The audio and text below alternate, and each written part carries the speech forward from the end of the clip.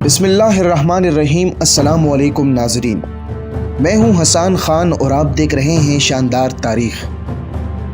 ناظرین، آج کی ہماری ویڈیو سلطنت عثمانیہ کے اس بد نصیب شہزادے کے بارے میں ہے جس نے تخت حاصل کرنے کی سزا 13 سال فرنگیوں کی قید میں کاٹی۔ یہ شہزادہ دراصل کون تھا اور یہ فرنگیوں کی قید میں کیسے پہنچا؟ اس کا بھائی ہر سال 45,000 وقات فرنگیوں کو کیوں بھیجا کرتا تھا؟ اس شہزادے کی موت کب اور کیسے ہوئی تھی؟ ان تمام حقائق کو آج جاننے کی کوشش کریں گے، لیکن ایک گزارش کے ساتھ آگے بڑھیں گے کہ اگر ابھی تک آپ نے ہمارے چینل کو سبسکرائب نہیں کیا تو چینل کو سبسکرائب کریں تاکہ آپ آئندہ بھی ہماری انفارمیٹیو ویڈیو سے باخبر رہ سکیں۔ ناظرین، سلطان محمد ثانی، جسے محمد فاتح بھی کہا جاتا ہے، اسے سلطنت عثمانیہ کی تاریخ میں انتہائی اہمیت حاصل ہے۔ اس نے قسطنطنیہ کو فتح کر کے وہ کام کر کے دکھایا تھا جسے پچھلے سلاطین نے ادھورا چھوڑا ہوا تھا۔ سلطان محمد فاتح کی وفات کے وقت اس کے 2 بیٹے بایزید اور جمشید تھے۔ بایزید ایشیائی کوچک کے صوبے کا گورنر اور مقام اماسیہ میں مقیم تھا، جبکہ جمشید کریمیا کی گورنری پر مامور تھا۔ بایزید کسی قدر سست اور دھیمی طبیعت رکھتا تھا۔ اس کا زیادہ تر میلان مذہب اور فلسفے کی جانب تھا، جس کی وجہ سے لوگ اسے صوفی کہتے تھے، لیکن وہ سپاہیانہ شجاعت میں بھی کم نہ تھا اور میدان جنگ میں پہنچ کر یہ صوفی مجاہد بن جاتا تھا۔ دوسری جانب جمشید نہایت چست اور جفاکش شہزادہ تھا۔ اس میں زیادہ تر سلطان محمد کے اوصاف پائے جاتے تھے۔ وہ فنون حرب کا ماہر اور شجاعت میں اپنے باپ کا مماثل تھا۔ حکمرانی کا ملکہ اور ملک گیری کی اہلیت اسے خدا داد حاصل تھی۔ سلطان محمد فاتح کی وفات کے وقت ان شہزادوں میں سے ایک بھی قسطنطنیہ میں موجود نہ تھا۔ اس وقت کے وزیر اعظم محمد پاشا کی یہ خواہش تھی کہ سلطان محمد فاتح کے بعد شہزادہ جمشید کو تخت پر بٹھایا جائے۔ اسی لیے اس نے محمد فاتح کی وفات کو مخفی رکھتے ہوئے شہزادہ جمشید کو قسطنطنیہ آنے کی خبر بھیجی، مگر وفات کی خبر مخفی نہ رہ سکی اور پوری قسطنطنیہ میں مشہور ہو گئی۔ جان نثار فوج نے بغاوت کر کے محمد پاشا کو قتل کروا دیا اور بایزید کو محمد فاتح کے انتقال کی خبر پہنچائی گئی۔ شہزادہ جمشید کو سلطان کی وفات کی اطلاع دیر سے ہوئی۔ اس دوران شہزادہ بایزید نے قسطنطنیہ پہنچ کر تخت پر قبضہ کر لیا۔ ناظرین، خاندان عثمانی کی ایک نمایاں خصوصیت یہ تھی کہ اس کا کوئی شہزادہ تاج و تخت سے کم پر کسی طرح راضی نہ ہوتا تھا۔ اسی لیے کسی سلطان کے مرنے پر اس کے لڑکوں میں تخت سلطنت کے لیے جنگ کا شروع ہو جانا لازمی تھا۔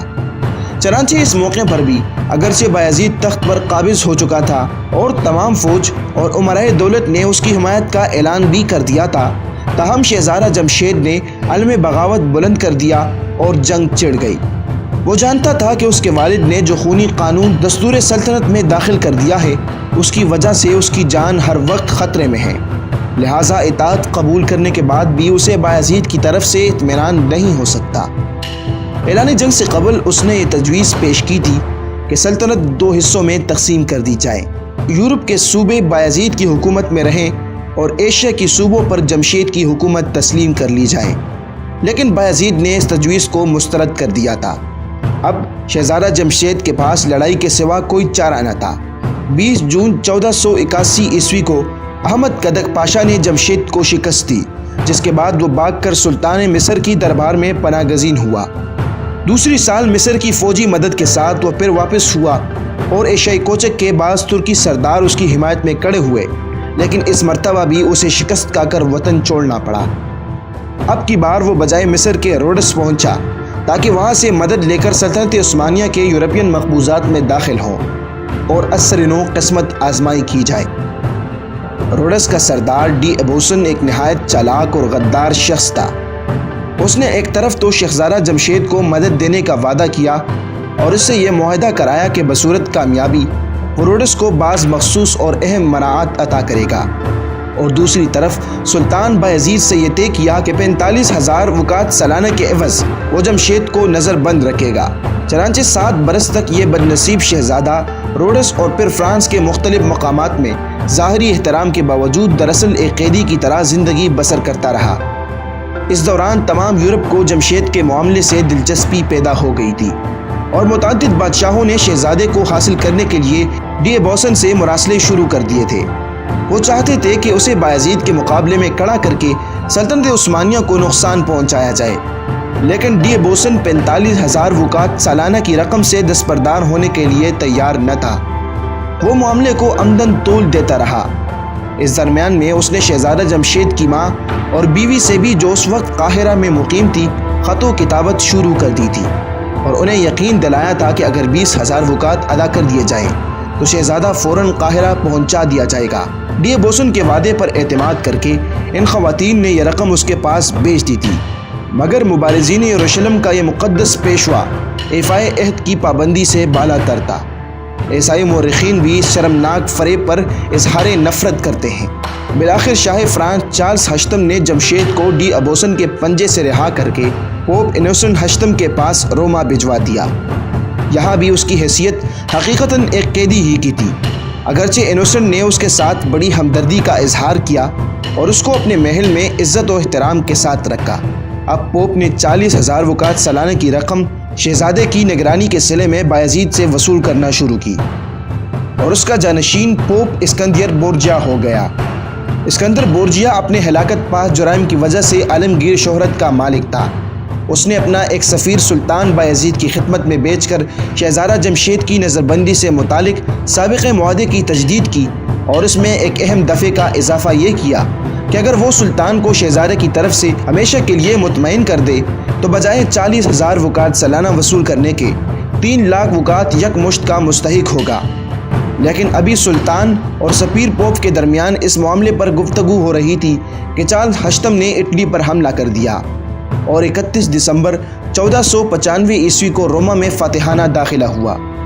چند روز کے بعد شاہ چارلس اور پوپ اسکندر کے درمیان صلح کی گفتگو شروع ہوئی، جس کی ایک اہم شرط تھی کہ شہزادہ جمشید چارلس کے ساتھ فرانس جائے گا۔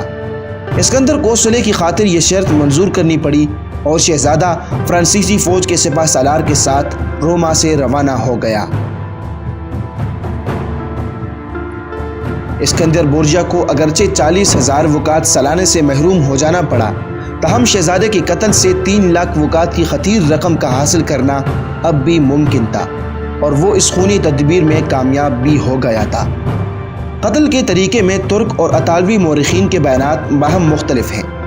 اطالوی مورخین کی روایت ہے کہ اسکندر بورجیا نے شہزادے کی خدمت گار سے سازش کر کے ایک خاص قسم کا سفید زہر شکر میں ملا کر کھلا دیا، مگر ترک مورخین کا بیان ہے کہ مصطفیٰ نامی ایک نائی نے بورجیا کی تحریک سے شہزادہ کا خط بناتے وقت زہر کے بجھے ہوئے اس طرح سے ایک خفیف سا زخم لگا دیا۔ بہرحال تمام مورخین کو اس امر پر اتفاق ہے کہ شہزادہ جمشید کا قتل پوپ اسکندر بورجیا ہی کی تحریک سے عمل میں آیا تھا۔